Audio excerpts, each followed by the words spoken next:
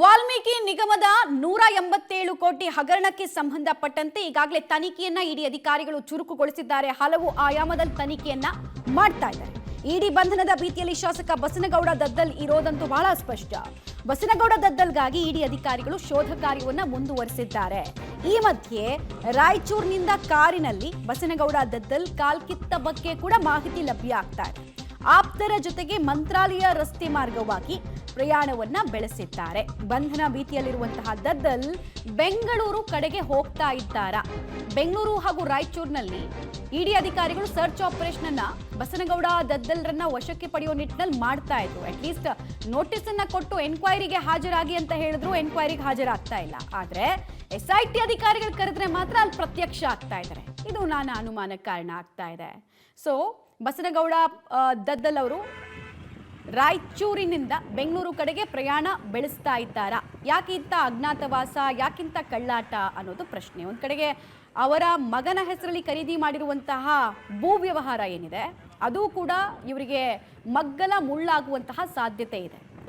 ತನಿಖೆ ಮಾಡಬೇಕು ಬನ್ನಿ ಅಂತ ಹೇಳಿದ್ರೆ ಇಡಿ ಅಧಿಕಾರಿಗಳಿಗೆ ಕೈಗೆ ಸಿಗ್ತಾ ಇದೆ. ಟಾಮ್ ಅಂಡ್ ಜೆರಿ ಆಟ ನಡೆಸ್ತಾ ಇದ್ದಾರೆ. ಕಾರಿನಲ್ಲಿ ಬಸನಗೌಡ ದದ್ದಲ್ ತಮ್ಮ ಆಪ್ತರ ಜೊತೆಗೆ ಎಸ್ಕೇಪ್ ಆಗಿದ್ದಾರೆ ಅನ್ನೋದು ಗೊತ್ತಾಗ್ತಾ ಇದೆ.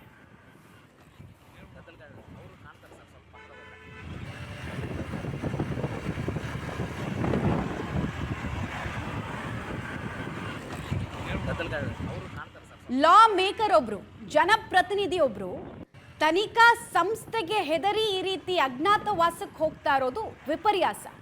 ರಾಯಚೂರು ಗ್ರಾಮೀಣ ಭಾಗದ ಶಾಸಕ ಬಸನಗೌಡ ದದ್ದಲ್ ರಾಯಚೂರಿನಿಂದ ಮಂತ್ರಾಲಯ ರಸ್ತೆ ಮಾರ್ಗವಾಗಿ ಬೆಂಗಳೂರು ಕಡೆಗೆ ಪಯಣವನ್ನ ಬೆಳೆಸಿದ್ದಾರೆ.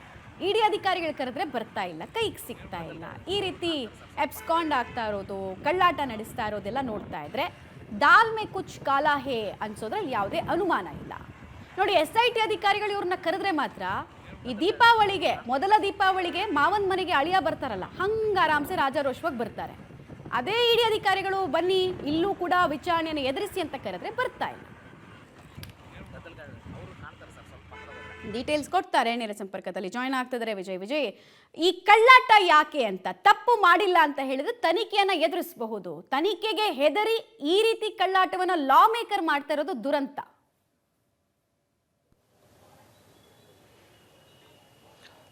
ನಿಜಕ್ಕೂ ಮಮತಾ, ಏನು ಬಂಧನದ ಇಡಿ ಬಂಧನದ ಭೀತಿಯಲ್ಲಿ ಇರ್ತಕ್ಕಂಥ ಬಸನಗೌಡ ದದ್ದಲ್ ಅವರು ರಾತ್ರಿ ರಾಯಚೂರಿಗೆ ಬಂದಿರುವಂಥದ್ದು. ಅದು ಕೆಲವೇ ಗಂಟೆಗಳ ಕಾಲ ಅವರ ಮನೆಯಲ್ಲಿ ತಂಗಿದ್ದು ಕೆಲವೊಂದಿಷ್ಟು ಜನ ಆಪ್ತರ ಜೊತೆಗೆ ಒಂದಷ್ಟು ಸಮಾಲೋಚನೆಯನ್ನ ಮಾಡಿ ಬೆಳಗಿನ ಜಾವಕ್ಕೆ ಅವರು ಹೊರಟು ಹೋಗಿರುವಂಥದ್ದು. ಅದು ಅವಸರದಲ್ಲಿ ಹೊರಟಿರುವಂಥದ್ದು. ಮಂತ್ರಾಲಯ ಮಾರ್ಗವಾಗಿ ಬೆಂಗಳೂರು ಕಡೆಗೆ ಹೊರಟಿದ್ರು. ಅಂದರೆ ಅವರು ಬೆಂಗಳೂರಿಗೆ ಹೊರಟ್ರ ಅಥವಾ ಬೇರೆ ಎಲ್ಲಿಗೆ ಹೊರಟ್ರ ಅನ್ನುವಂಥದ್ದು ಕೂಡ ತಿಳಿದು ಬರಬೇಕಾಗಿದೆ. ಆದರೆ ಅವರ ಹೊರಟಂಥ ಅವಸರ ನೋಡಿದರೆ ಅವರು ಇಲ್ಲಿ ಇರಬಾರ್ದು ಅನ್ನುವಂಥ ನಿಟ್ಟಿನಲ್ಲಿ ಅವರು ಅವಸರದಲ್ಲಿ ಹೊರಟಿರುವಂಥದ್ದು. ಯಾಕಂದರೆ ಇಡಿ ಅಧಿಕಾರಿಗಳ ಬಂಧನದ ಭೀತಿ ಬಸನಗೌಡ ದದ್ದಲ್ ಅವರಿಗೆ ಕಾಡ್ತಾ ಇರುವಂಥದ್ದು. ಜೊತೆಗೆ ರಾಯಚೂರಿನಲ್ಲಿ ಇನ್ನೂ ಕೂಡ ಇಡಿ ಅಧಿಕಾರಿಗಳು ಬೀಡು ಬಿಟ್ಟಿದ್ದಾರೆ ಅನ್ನುವಂಥ ಮಾಹಿತಿ ಇದೆ. ಯಾಕಂತ ಹೇಳಿದರೆ ದದ್ದಲ್ ಅವರ ಪುತ್ರನ ಹೆಸರಿನಲ್ಲಿ ಏನು ಖರೀದಿಯಾದಂಥ 4 ಎಕರೆ 30 ಗುಂಟೆ ಜಮೀನು ವಿಚಾರ ಇರ್ಬೋದು, ಜೊತೆಗೆ ಅವರ ಏನು ರಿಲೇಷನ್ಸ್ ಮತ್ತು ಅವರ ಆಪ್ತರು ಏನು ಖರೀದಿ ಮಾಡಿದ್ದಾರೆ 5 ಎಕರೆ 30 ಗುಂಟೆ ಮತ್ತು ಅಧಿಕವಾದಂಥ ಭೂಮಿ ಏನಿದೆ, ಆ ಒಂದು ಖರೀದಿ ವಿಚಾರದಲ್ಲಿ ಆದಂಥ ಟ್ರಾನ್ಸಾಕ್ಷನ್ಗಳು, ಅವುಗಳ ಸಂಪೂರ್ಣ ತನಿಖೆಗೆ ಇಡಿ ಅಧಿಕಾರಿಗಳು ಈಗಲೂ ಕೂಡ ಇಲ್ಲಿ ಓಡಾಡ್ತಾ ಇದ್ದಾರೆ ಅನ್ನುವಂಥ ಮಾಹಿತಿ ಇರುವಂಥದ್ದು. ಹೀಗಾಗಿ ಇಡಿ ಅವರ ಒಂದು ವೇಳೆ ಇಲ್ಲಿ ಬಂಧನ ಆಗ್ಬಹುದು ಅನ್ನುವಂಥ ಸಾಧ್ಯತೆಯಲ್ಲಿ ಅವರು ಅವಸರದಲ್ಲಿ ಬೆಳಗಿನ ಜಾವ ಹೊರಟು ಹೋಗಿರುವಂಥದ್ದು. ಮಾಧ್ಯಮ ಕ್ಯಾಮೆರಾಗಳು ಹೆಚ್ಚಿಗೆ ಮಾಡಿಕೊಂಡು ಹೊರಟು ಹೋಗಿರುವಂಥದ್ದು. ವಿಜಯ್, ಹಗರಣ ಬೆಳಕಿಗೆ ಬಂದ ನಂತರ ಕೂಡ ನಿಗಮದ ಅಧ್ಯಕ್ಷರಾಗಿ ಮುಂದುವರಿಯೋದಕ್ಕೆ ಧೈರ್ಯ ತೋರಿಸ್ತಾರೆ. ಬಟ್ ಇಲ್ಲ, ಧೈರ್ಯ ಎಲ್ಲಿ ಹೋಯ್ತು? ಆಮೇಲೆ ಇಡಿ ಅಧಿಕಾರಿಗಳಿಗೆ ಗೊತ್ತಿರ್ಲಿಲ್ವಾ ರಾಯಚೂರಿಗೆ ದದ್ದಲ್ ಬರ್ತಾರೆ ಅಂತ? ಅಷ್ಟು ಸೆನ್ಸಿಟಿವ್ ಇನ್ಫಾರ್ಮೇಶನ್ ಕೂಡ ಇರ್ಲಿಲ್ವಾ, ಹೇಗೆ ಅಂತ?